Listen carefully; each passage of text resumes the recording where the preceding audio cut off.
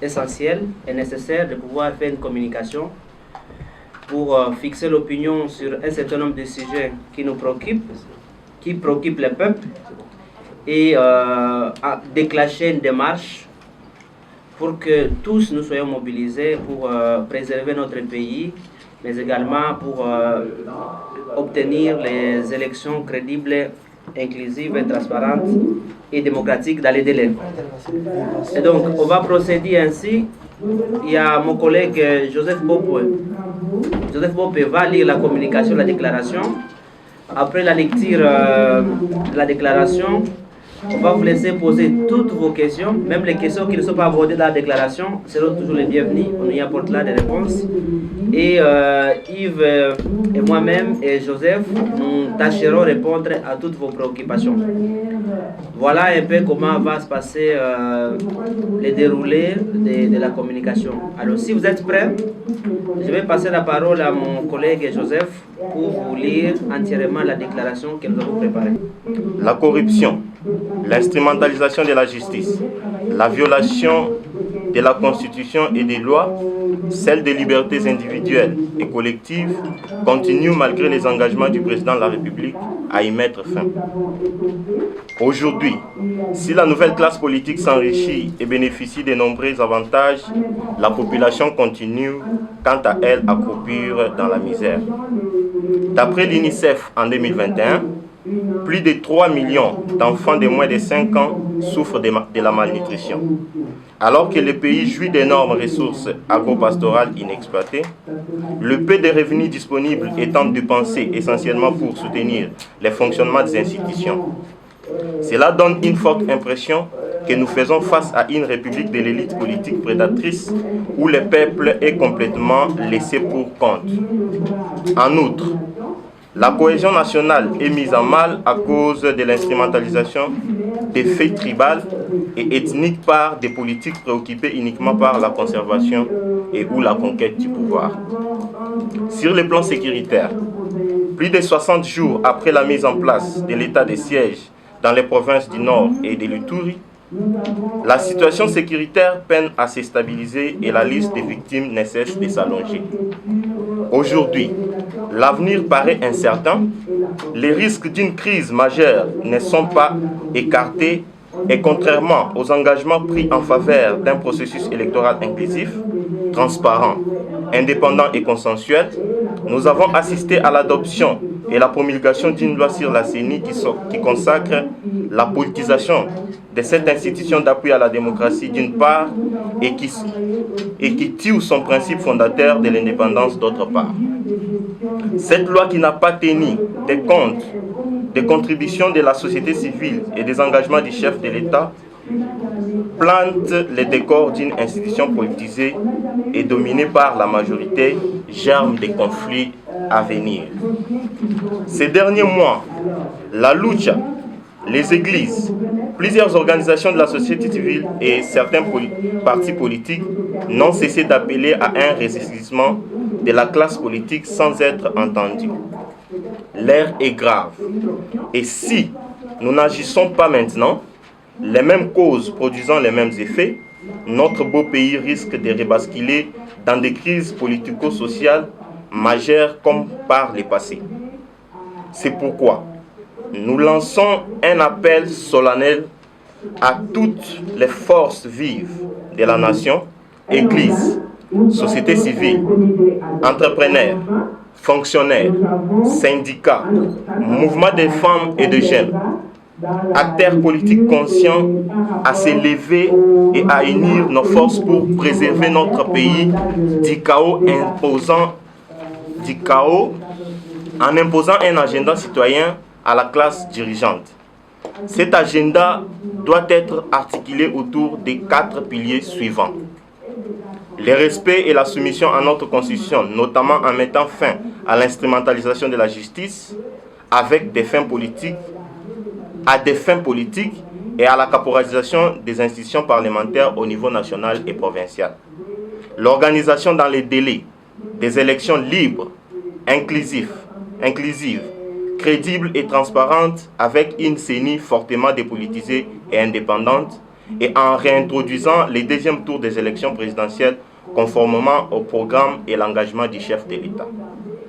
Résoudre durablement la crise sécuritaire dans l'Est de la RDC et mettre en place un programme d'assistance et d'accompagnement des victimes et l'instauration d'un mécanisme de justice. La lutte contre la corruption, la réduction des trains de vie de l'État et l'orientation de ses ressources vers les projets visant à améliorer le social de la population. Ces fonds pour un engagement citoyen ne sera gagné que par un véritable sursaut national et une remobilisation de la nation tout entière autour des valeurs démocratiques et des bonnes gouvernances pour notre vivre ensemble. Dès la semaine prochaine, nous annoncerons une vaste campagne de mobilisation à laquelle nous invitons d'autres forces vives du pays à se joindre. Ces mobilisations citoyennes vont se poursuivre jusqu'à ce que les vraies préoccupations du peuple soient prises en compte par les décideurs. Fait en Bujimaï le 9 juillet 2021, la lucha. Mais qui revient sur des éléments clés de notre pays. Nous sommes à mi-mandat.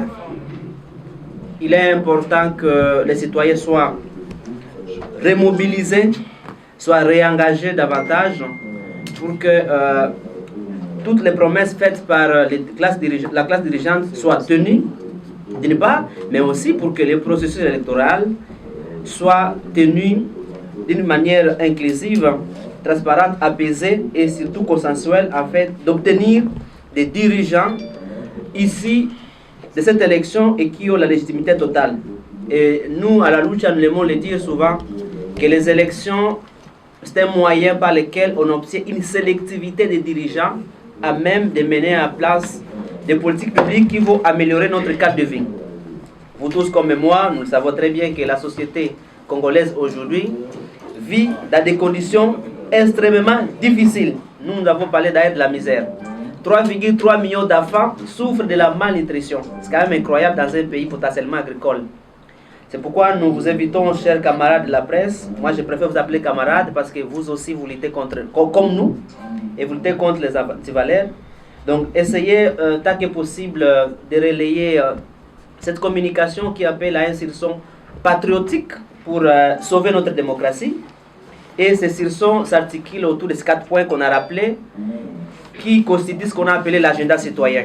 Donc nous allons, à partir de maintenant, créer ce qu'on appelle l'agenda citoyen, qui va réunir l'ensemble, l'essentiel des forces vives de la nation, et un travail de fond a déjà été fait pour ramener plusieurs forces autour de cet agenda citoyen. Donc j'espère que dans les heures qui suivent, ou bien dans les jours qui suivent, vous verrez des partis politiques, des mouvements citoyens, les confessions religieuses vont prendre position pour adhérer à cet agenda citoyen. Et donc on vous laisse la parole pour poser vos questions. N'hésitez pas à déposer la question sur la polémique Fondation Nyakiru Lucha, on répondra bien. On n'a pas voulu insérer ça dans notre communication, mais c'est une question qui nous préoccupe aussi. Et notre camarade qui a été arrêté justement à Goma, nous passons pour lui.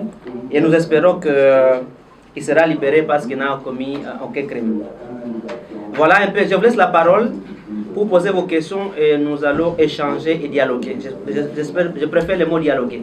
Les dossiers Fondation Denise et la lucha.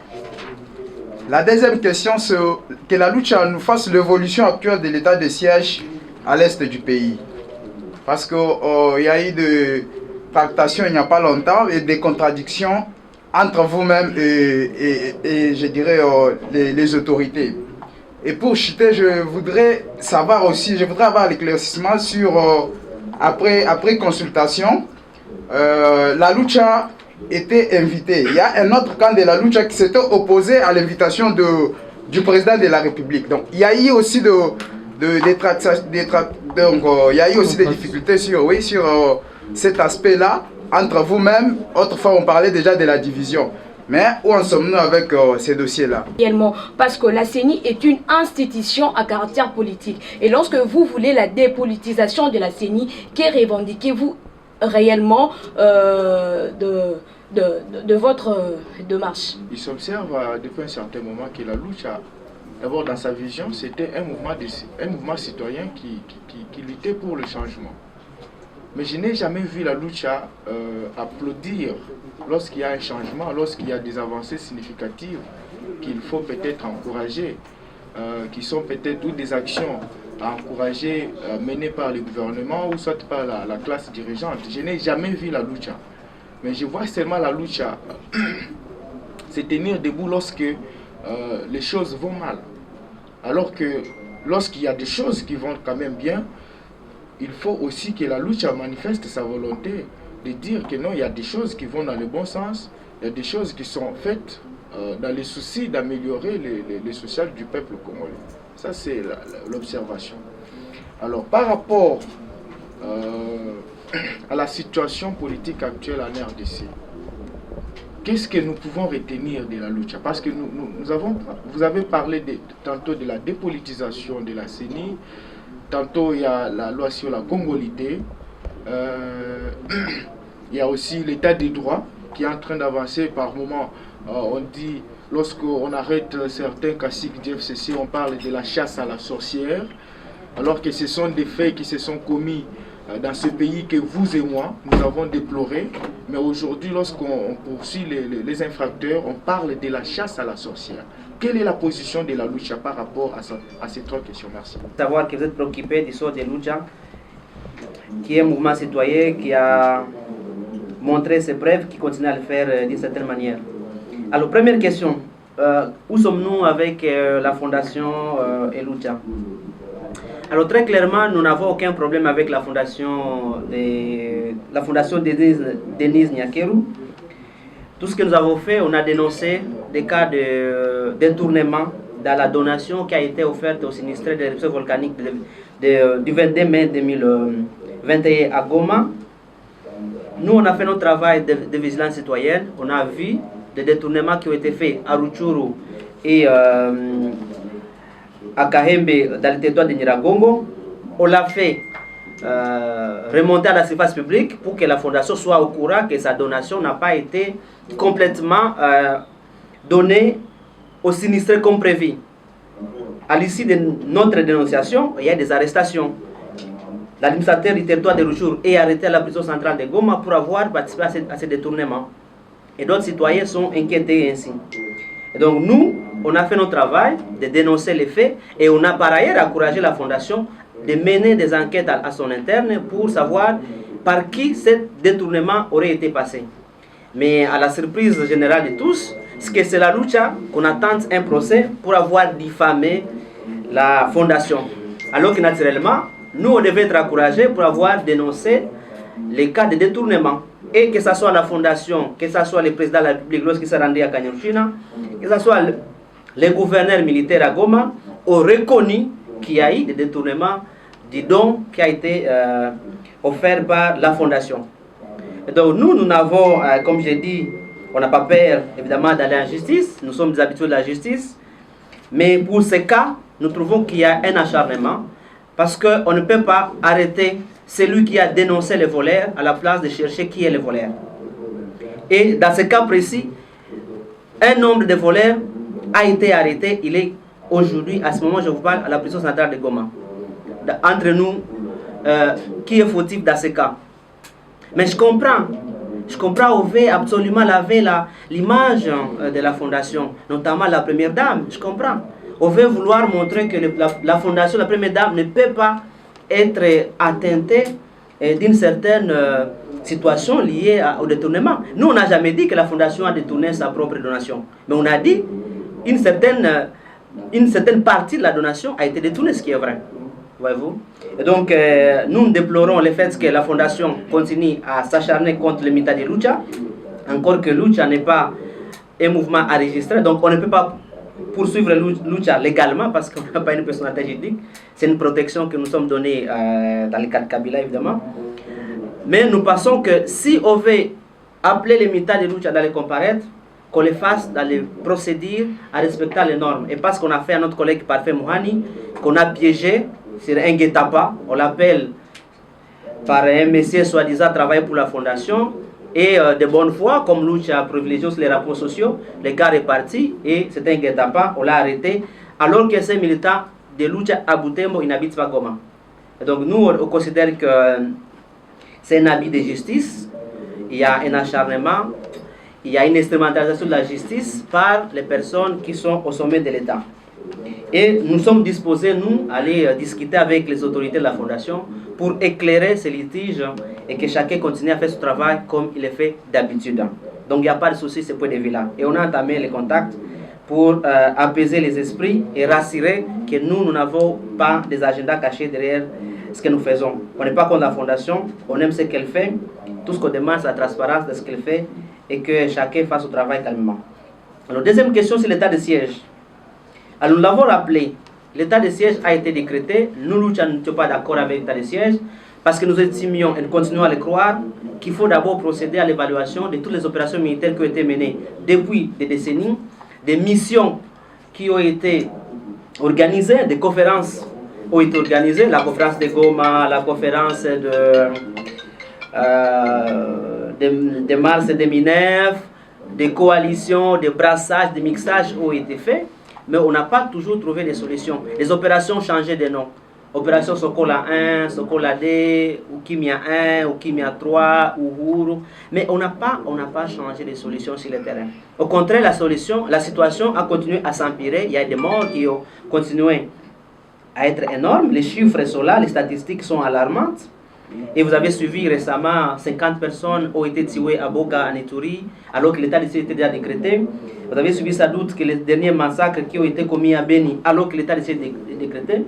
Et donc, comme l'a dit notre collègue Estewar Mouindo sur les ondes de France 24 et RFI à débattre avec les porte-parole du gouvernement, il faut qu'on aille plus loin que l'état de siège. L'état de siège, c'est un concept, mais qui doit s'accompagner par des mesures concrètes. Et aujourd'hui, les opérations telles que menées ne rassurent pas parce que les gens continuent à être tués.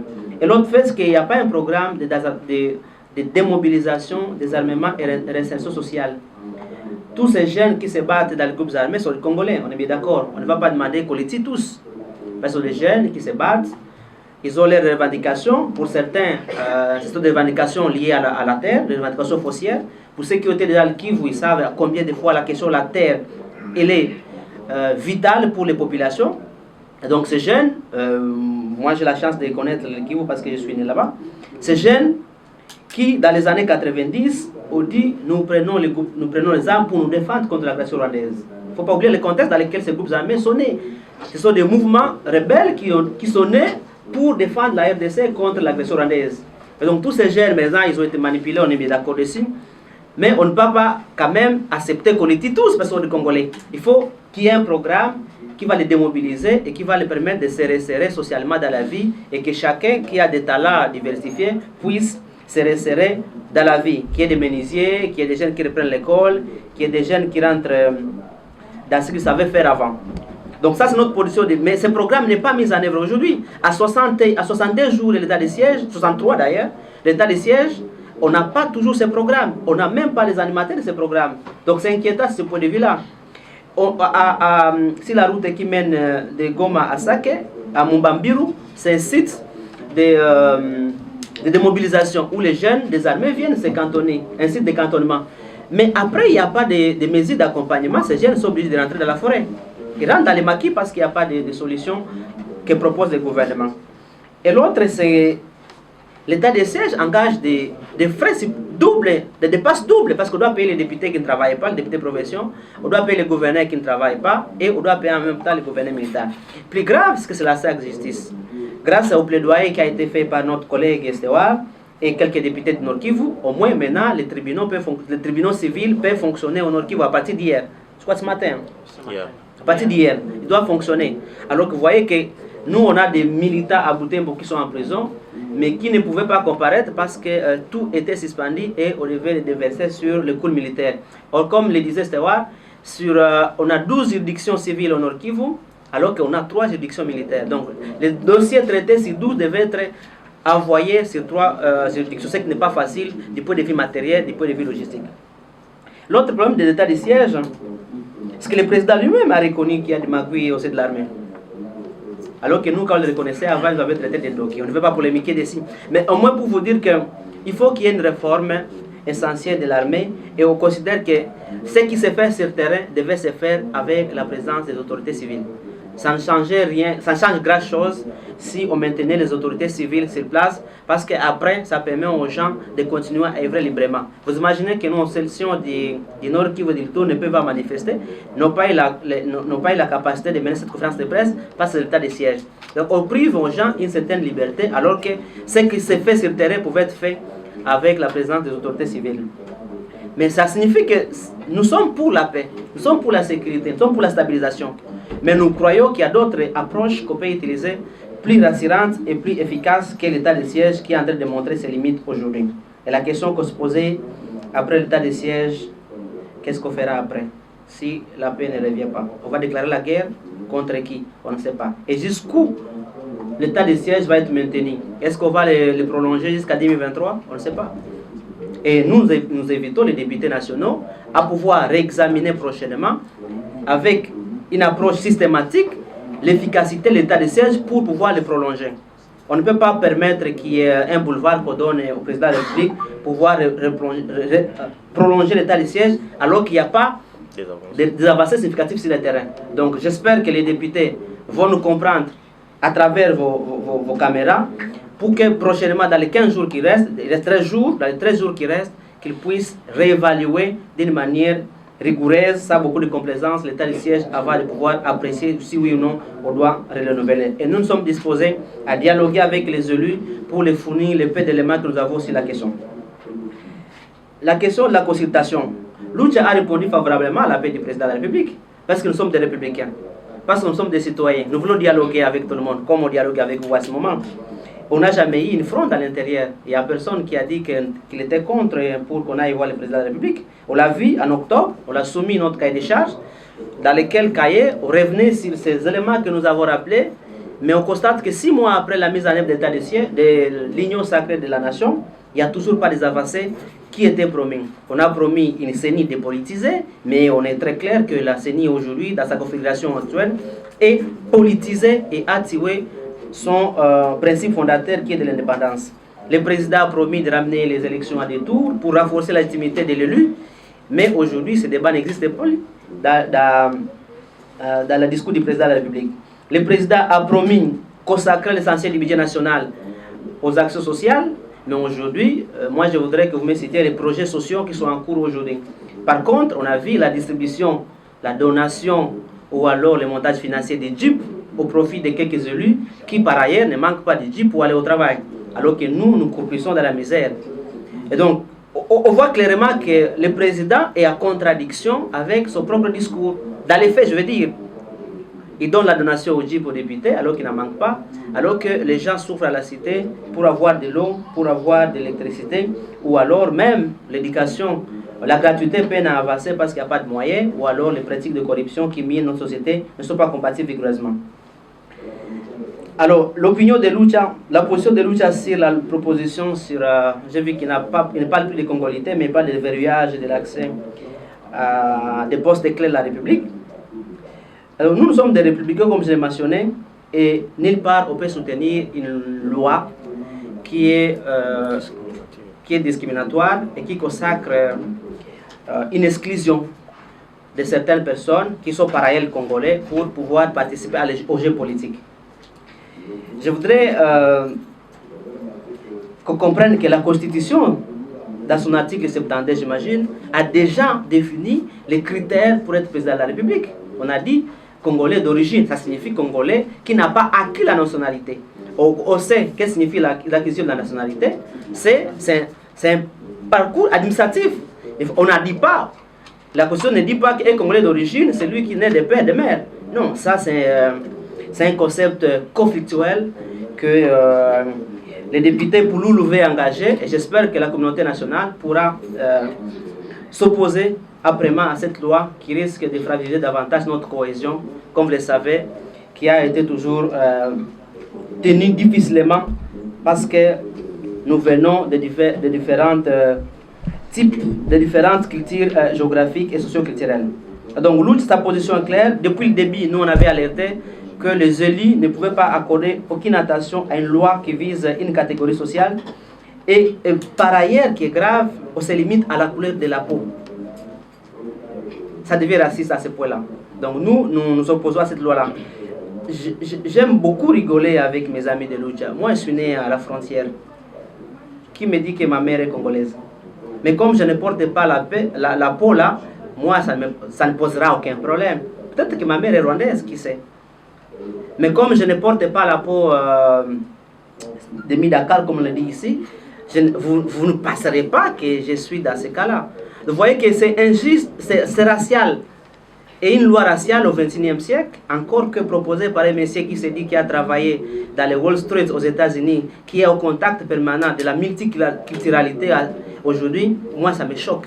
Je dis que le mec n'a pas compris ce qu'est la mondialisation, qui revendique des diplômes, qui revendique avoir étudié dans les meilleures facs du monde, mais aujourd'hui tout ce qu'il sait nous proposer, un pays pauvre comme la RDC, c'est une loi qui va diviser le peuple. Moi je serai parmi les législateurs, je m'opposerai farouchement, et j'espère, comme Juvenal a déjà pris position, d'autres collègues, d'autres députés vont prendre position pour qu'on arrête cette distraction et que les gens soient focalisés sur les questions essentielles. Ou alors, désolé, peut-être c'est une stratégie pour nous détourner de la question du Jeep. Qui sait? Peut-être. On veut détourner des vrais sujets. Ou alors, on veut détourner la question de la politisation de la CENI. Mais notre position est celle-là, on est contre la loi là, et s'il y a des mobilisations qui sont faites, la lutte va se joindre pour s'opposer à une loi injuste.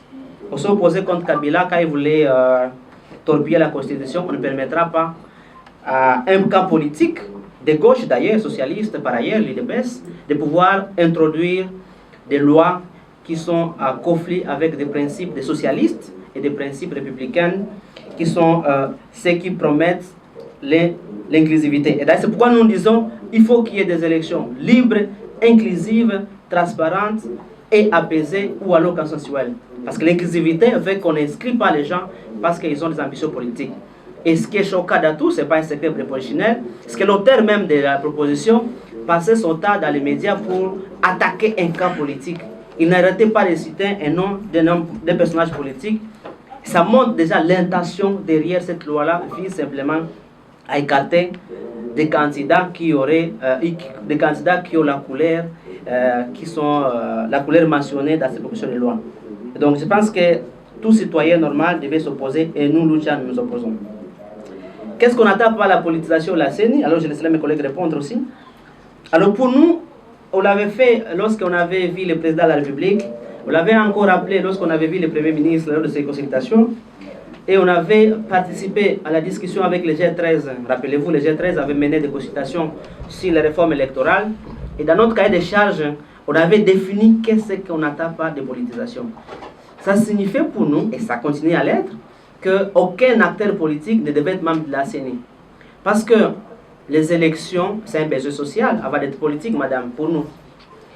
La CENI, c'est une institution d'appui à la démocratie. Une institution d'appui à la démocratie ne devait pas être animée par les acteurs politiques qui sont partie prenante au jeu politique. Pourquoi on n'accepte pas que les citoyens, la société civile entre au Parlement si elle n'est pas affiliée à un parti politique aujourd'hui? Parce qu'ils ne sont pas politiques. Donc on ne peut pas permettre que les acteurs politiques eux-mêmes organisent un jeu politique pour lequel ils sont candidats. Ça signifie qu'il y a une volonté manifeste de pouvoir contrôler la CENI pour nous obtenir des élections qui seront frauduleuses et par ailleurs les résultats seront contestés. Vous avez vu ce que Nanga a fait en 2018. On va dire que Nanga avait la société civile. Oui, on est d'accord. Mais il a été fortement manipulé par les politiques. Mais aujourd'hui, maintenant, au lieu de dépolitiser, on renforce la politisation. C'est-à-dire pour nous, c'est que les 7 membres de la CENI devaient être des membres qui viennent de la société civile, qui ont des profils éthiques irréprochables et qui ont une expérience professionnelle électorale avérée. Ce n'est pas juste quelqu'un de la société civile.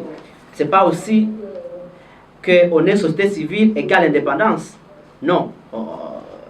On est d'accord ici. Mais nous, on pense que si aucun membre politique ne soit dans les bureaux de la CENI, ça permettrait d'éviter les animosités politiques aussi de la CENI. Et la CENI jouerait un rôle d'appui à la démocratie. Figurez-vous un seul instant que moi, Matoum, je suis membre du PPRD. Et qu'on me demande d'entrer à la CENI. Par quel mécanisme je deviens indépendant? moi qui suis membre du PPRD, mais le PPRD m'a choisi pour aller représenter le PPRD à la CENI. Par quel mécanisme moral, intellectuel, je deviens indépendant pour ne pas défendre les intérêts du PPRD auprès de la CENI, bien au sein de la CENI. Donc c'est cela le danger. Et l'autre danger ici, est-ce que les candidats aux élections qui n'auront pas assez de moyens ou bien de visiter risquent de se faire voler les voix. Moi, je vous encourage, vous les journalistes, posez la question à Nanga, qui Nanga vous dise la vérité, qu'il écrive sa mémoire. Moi, j'ai envie de lire les mémoires de Nanga, dans laquelle il dira la vérité. Et ceux qui le côtoient un peu savent que Nanga commence à donner des vérités. Pour montrer que les élections législatives ont été une fabrication interne à la CENI. Ça n'a fait à rien, les élections votées dans les îles. Et donc, pour nous, c'est ça la politisation. Il n'y a pas aucun membre. Mais comme les acteurs politiques sont importants dans le jeu politique, nous, on prévoyait un cadre de dialogue permanent avec eux pour les renseigner des étapes nécessaires du processus. Comme c'est eux qui doivent aligner les candidats, on dit qu'il y a un mécanisme permanent de discussion et de dialogue avec eux pour avancer et apporter des appréciations sur la tenue du processus électoral, mais pas en tant que membre de la CENI. Et j'espère que les églises catholiques et protestantes et les autres confessions nous attendent pas véritablement indépendantes comme nous le voulons et comme le peuple le veut et surtout comme la Constitution l'a consacré. Alors, donc pour cela, il faut dire que la CENI n'est pas une institution à caractère politique, c'est une institution d'appui à la démocratie. La démocratie, c'est un jeu qui implique aussi les citoyens. Et les citoyens doivent avoir la souveraineté de se prononcer sur ce genre de questions. Oui, je voulais juste compléter quelque chose par rapport au concept qu'on utilise ces derniers temps par nos éminents professeurs. C'est très dangereux lorsqu'on affirme haut et fort que la CENI c'est une institution politique. C'est faux et archi faux. Je mets quiconque en défi. Tout simplement, la CENI n'est pas l'unique institution qui est à l'appui à la démocratie. Il y a aussi les CESAC par exemple, qui est aussi une institution à l'appui à la démocratie. On n'a jamais vu au niveau de CESAC que le parti politique délègue leurs membres pour qu'ils essayent de réguler le média en République démocratique du Congo. Donc dire et affirmer que la CENI c'est une institution politique, en tout cas pour moi c'est l'hérésie tout simplement. Et c'est malheureux lorsque quelqu'un qui a fait de longues études arrive à manipuler l'opinion jusqu'à ces points. Et nous, les citoyens et les journalistes, tout le monde, on essaie de l'adopter comme tel. Deuxième chose, je voulais juste ajouter, la question de la politisation, la dépolitisation de la CENI, ce n'est pas une question de chiffres aussi. Parce que ces débats aussi a été un petit peu influencé d'une manière négative à ce point. Ce n'est pas que lorsqu'on ajoute 4-5 membres de la société civile ou 4-5 de la majorité, que la CENI peut être politisée ou dépolitisée. La CENI peut être dépolitisée si seulement si les acteurs ne viennent pas des institutions privées politiques, qui sont des partis politiques. Parce qu'à ce moment-là, le délégué, ils sont là pour défendre les intérêts des institutions politiques qui les ont délégués. Et ce n'est pas la même chose lorsque la CENI est dirigée par des personnes qui sont neutres, qui sont venues de ces institutions, de la société civile qu'on appelle le force vive. Troisième chose, je voulais aussi ajouter par rapport à d'autres mécanismes qu'on voulait dans cette loi. Alors, quel est le statut, par exemple, de membres qui sont qui travaillent sur l'aspect technique de la CENI? Je dis en l'occurrence secrétaire national exécutif actuellement, c'est le Malonda, M. Malonda. Quels sont leurs statuts? Pour moi, la loi arrive à les protéger. Parce que ces gens-là, c'est eux qui travaillent sur le plan technique. S'il y a fraude, ces gens-là sont impliqués. Mais aujourd'hui, on sait les statuts que ces gens-là bénéficient. Ils ne sont pas sécurisés, mais aussi ils ne bénéficient pas de moyens. Quatrième chose, par rapport à la dépolitisation de la CENI. La CENI aujourd'hui gère 2 millions de Congolais, 2 millions de dollars que des Congolais contribuent. Quel est le mécanisme de contrôle de ces millions? On l'a proposé avec la loi Litundula, mais on l'a éliminé. Et on veut nous amener dans le débat qui n'a pas de sens. Parce que lorsque aujourd'hui, actuellement, le président de la CENI et ses membres, personne ne peut contrôler à part le Parlement. On sait comment, lorsque le rapport est présenté, c'est juste une formalité. On dit que le rapport est comment on appelle ça, est recevable, moyennant quelques amendements, et puis c'est tout. Comment Nanga peut justifier des millions qu'il a réussi, comment il a géré? On devait avoir absolument un organe ou un suivi au niveau de l'ensemble d'une manière régulière pour suivre non seulement le moyen qui sont alloués, mais aussi l'évolution du processus.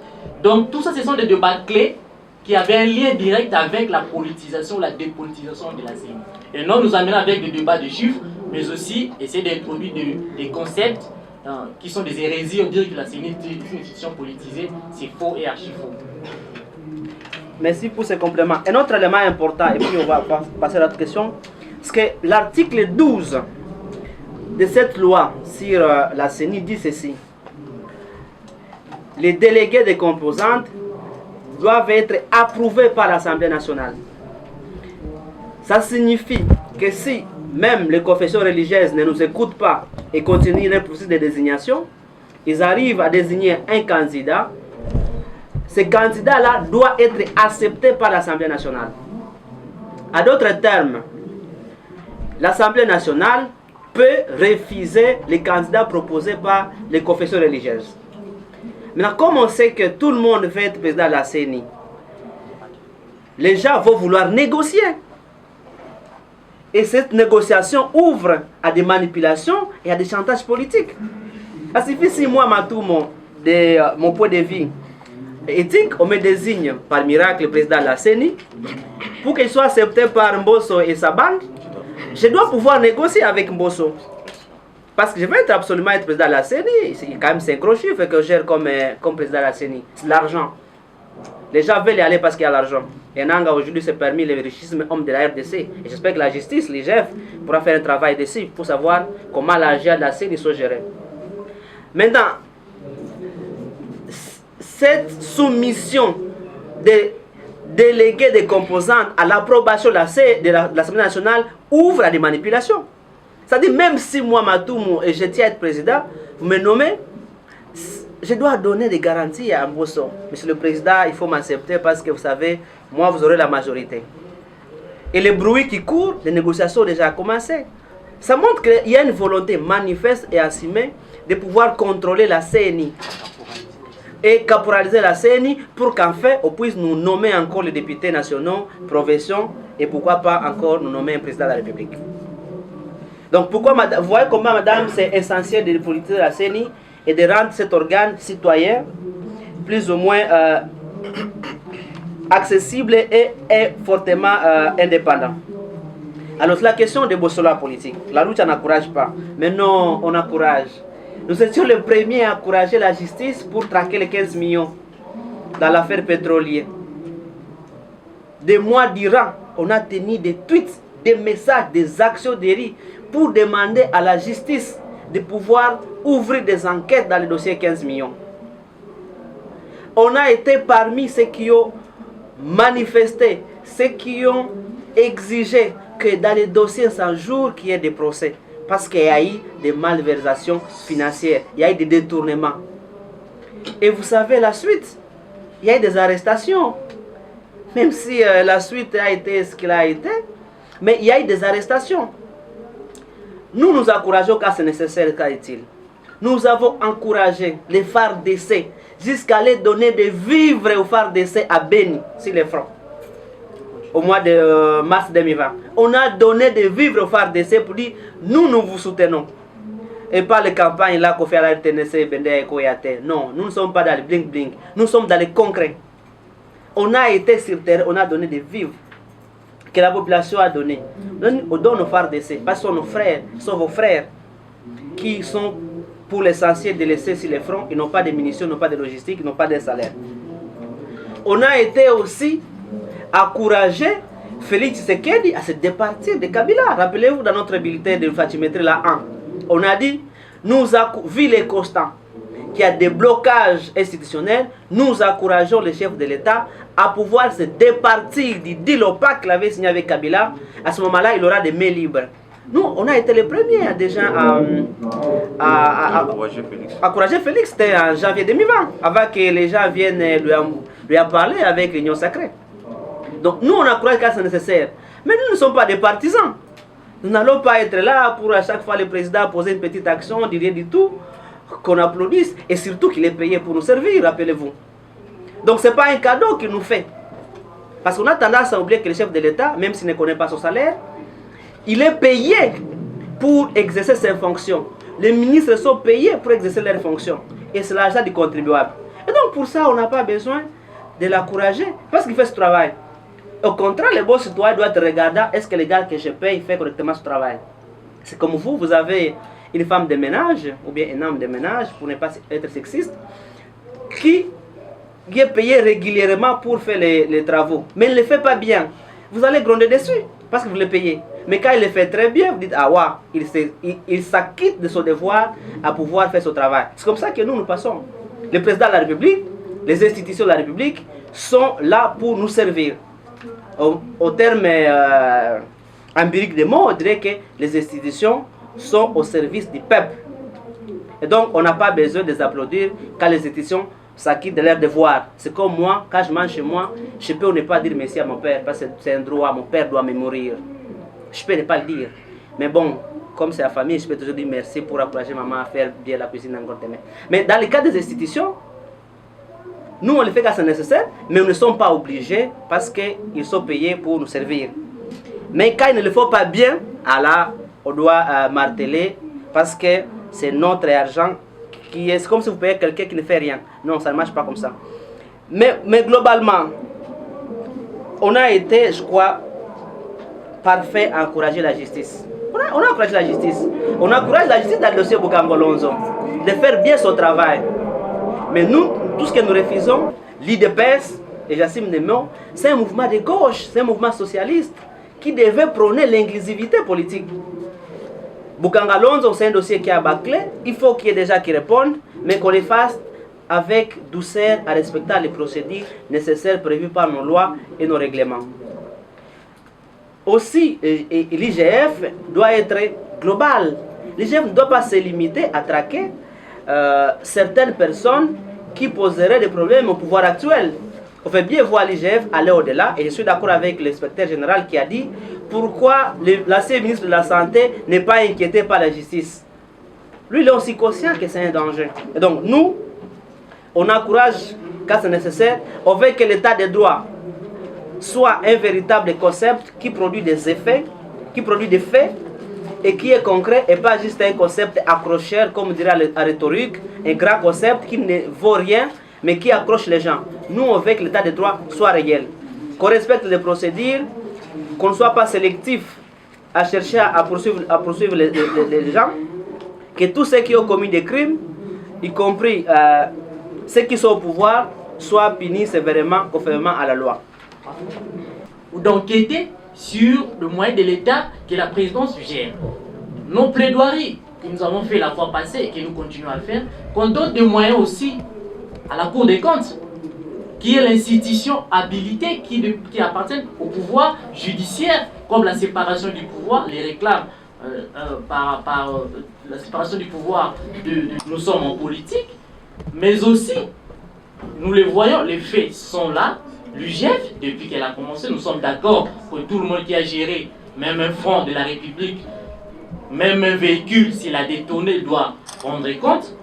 Mais c'est à sens unique aujourd'hui. Nous ne faisons pas défenseurs de ces gens-là. Mais comme nous l'avons combattu à l'époque, nous avons combattu Kabila, je dirais, le système Kabila à l'époque, pour la défense de la Constitution et le respect des lois et règlements de la République, nous continuons à les faire. Parce que la République appartient à personne, la République appartient à tous les Congolais et nous voulons que l'équité, la justice sociale puisse exister. L'état des droits n'est pas un slogan, l'état des droits doit être matérialisé en dotant les institutions du pouvoir judiciaire de moyens, je cite en l'occurrence la Cour des comptes, qui est la seule institution, je le rappelle, que la Constitution a donné le pouvoir de vérifier, d'inspecter, de faire des enquêtes sur les finances publiques de la République. Et nous l'avons dit et nous pensons, l'UGF fait son travail, mais l'UGF, c'est une institution qui appartient à l'exécutif et je ne vois pas l'UGF faire son travail normalement parce qu'il est en même temps juge et parti. Et ça, c'est un problème et nous voulons assez qu'on donne aussi les moyens à la Cour des comptes comme nos plaidoiries antérieures, nous l'avons dit antérieurement, que la Cour des comptes puisse fonctionner normalement. Là aussi, c'est un petit commentaire que je voulais ajouter. nous avons été ceux qui ont mené un combat sur la réduction des prix du passeport. Moi, je portais plainte contre Semlex en Belgique et ici à Kinshasa. Parce que c'était une promesse du chef de l'État. On l'a encouragé de l'exécuter. Nous l'avons encouragé à modifier la loi sur les anciens présidents de la République. Parce que tout le monde crie qu'il y a, la consommation des ressources de l'État par les institutions. Mais nous, on a dit, comme Joseph Kabila touche 680 millions le mois, Monsieur le Président socialiste que vous êtes, JDPS, je veux dire, réduisez, modifiez la loi sur les anciens statuts, sur les anciens présidents de la République, ça permettrait de modifier les allocations et les indemnités qu'on accorde mensuellement à Joseph Kabila. Et moi, je serais content que Singi Pouloulou porte cette loi-là qui modifie la loi sur les anciens chefs de l'État, parce qu'à ce moment-là, Kabila, on leur donnerait peut-être, je ne sais pas combien, on donnerait un montant adéquat, mais qui n'est pas excessif, exorbitant, comme c'est le cas aujourd'hui. À ce moment-là, la différence là qu'on donne à Kabila, ou peut-être on financerait un projet d'addiction d'eau à Kisesso, ou alors on construirait des hôpitaux dans d'autres villes qui ont des difficultés. Et plus loin encore, on encourage toujours le président à abroger les GoPass. Parce que c'est son engagement qu'il a pris. Moi, président de la République, je vais abroger les GoPass. On attend toujours. Donc, on l'encourage à aller plus loin que les discours théoriques en abrogeant les GoPass et ou alors en mettant une transparence dans la gestion des GoPass. Donc, nous ne sommes pas opposés à la personne de Félix Tshisekedi, mais nous sommes opposés, et là je le dis avec force, aux pratiques de gouvernance qui sont implémentées par le régime actuel. Nous voulons qu'il y ait une bonne gouvernance, nous voulons que la démocratie s'installe, nous voulons que le processus électoral se passe dans la transparence, dans l'inclusion possible pour que notre pays puisse aller de l'avant. Je ne sais pas si vous regardez un peu d'autres pays en Afrique. Faites juste une carte, je pouvais venir avec une carte, je vous montrerai. Nous sommes un trou, les gars. La RDC constitue un trou. Et nous sommes au XXIe siècle. Peut-être que demain, les scientifiques vont trouver les substituts au cobalt. Alors que le cobalt, j'étais à Colosie il n'y a pas des semaines, je vis. Le cobalt aujourd'hui porte l'essentiel de notre économie. Peut-être demain, les scientifiques vont trouver les substituts. Et le lithium d'ailleurs est en train d'être trouvé en Bolivie et à Chili. Donc on ne peut pas se prévaloir des ressources naturelles qui, par ailleurs, ce n'est pas nous qui fixons son usage, parce qu'on n'a pas la technologie nécessaire, ce n'est pas nous qui fixons sa valeur économique. Donc on doit en profiter maintenant pour exploiter et redistribuer les ressources pour qu'on puisse se développer. Un pays qui n'a pas de route ne peut pas se développer. Un pays qui n'a pas un plan d'aménagement ne pourra jamais se développer. On constitue un frein, on constitue un blocage, un trou comme le disait le pasteur Efoko. Couragement qu'il est, il a dit, on est un trou et c'est réel. Donc les gars, voyons-nous ce qui se passe autour de nous et soyons exigeants vis-à-vis de nos gouvernants. Et les élections qui constituent un oxygène pour la sélectivité des décideurs, on ne doit pas être complaisant vis-à-vis de ces processus-là. De nous puisse améliorer son quotidien. Je vais manger correctement, je vais étudier correctement, je vais me faire soigner correctement, je vais voyager si c'est nécessaire et je vais vivre dans un environnement assaini et salubre et pas l'environnement de Kinshasa où les gens ne savent pas même nettoyer la ville. Voilà, nous vous remercions, nous comptons sur vous. L'agenda citoyen vous appartient. Diffusez au maximum cette information pour que les gens soient au courant et que Dieu vous bénisse. Notons aussi que la nation vous sera reconnaissante. Eshima, votre magazine qui bat au rythme de l'actualité. Retrouvez la nouvelle édition. Exclusivité, Barnabé Mouakadi, les recordmen des chiffres. Jamais la forte mobilisation des recettes et les performances de la Direction générale des impôts n'ont défrayé la chronique comme c'est le cas maintenant. Des exploits jamais réalisés sont atteints depuis la nomination du nouveau directeur général Barnabé Mouakadi Mwamba. Classé meilleur élève par l'inspection générale des finances en mobilisant 1100 milliards de francs congolais pour le mois d'avril, le directeur général Barnabé Mouakadi a sorti les grands jeux en mettant en pratique ses 27 ans de carrière au sein de la 2GI. Il connaît les secrets des chiffres. En un an, plusieurs avancées sont réalisées. la traçabilité de recettes grâce à la numérisation et la digitalisation de la procédure des déclarations et paiements d'impôts, l'amélioration, les renforcements de capacités humaines et institutionnelles, la lutte contre la fraude fiscale. Le directeur général de la DGI, Barnabé Mwakadi Mwamba, veut répondre au mieux à la vision du chef de l'État Félix Tshisekedi grâce à une gestion orthodoxe. Focus, José Mpanda, blanc comme neige. Interpellé par l'Assemblée nationale, le ministre de la Recherche scientifique et innovation technologique a réussi à démontrer le réel problème de l'observatoire volcanique de Goma, mais également la nécessité pour l'exécutif et l'autorité budgétaire d'accorder à la recherche scientifique la place qu'elle mérite sur le plan budgétaire. Parité de Joseph Kasavubu à Félix Tshisekedi, les premières dames et les rôles prépondérants. Nation, Bukanga Lonzo, quelle suite après les refus de la levée d'immunité du Sénat? Enquête, l'Office congolais des contrôles se perd dans sa mission. Et Chima revient sur l'histoire des leaders africains assassinés, les forces et faiblesses de la RDC dans ses relations internationales. Culture, rituels et coutumes des Bashi. Retrouvez l'intégralité du magazine Eshima dans les kiosques. Eshima Magazine, un nouveau standard d'information.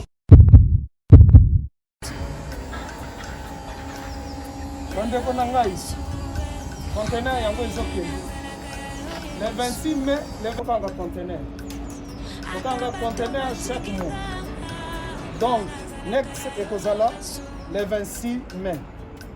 Olingi otinda velo mutuka lise osi okangi biloko tu omemaka na biso, benga biso comme ça toya somema biloko totinda na Congo.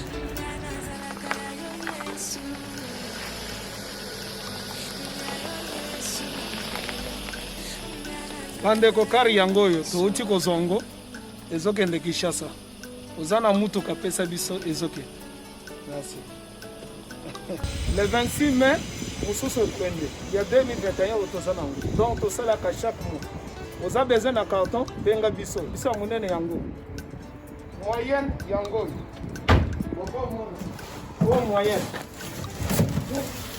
yango oyo na carton na biso ya moke dans 3 dimensions. Onyo solingi otinda benga biso tozozwa ba vélo, tozozwa ba valise, mituka tozozwa, donc eloko tout tozomema na Kinshasa. Merci beaucoup. Mutuka, vélo, salon, biloko ndako, biloko tout tozomema. Donc vous hésitez que bobenga biso tozala na pona ko